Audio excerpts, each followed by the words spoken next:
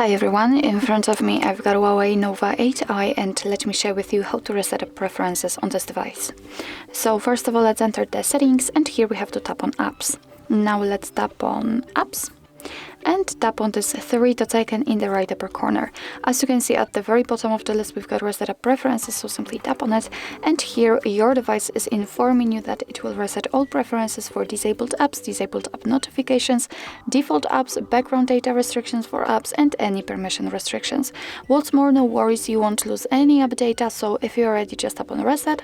And actually this is it. This is how to reset up preferences in your HUAWEI Nova 8i. Thank you so much for watching. I hope that this video was helpful, and if it was, please hit the subscribe button and leave the thumbs up.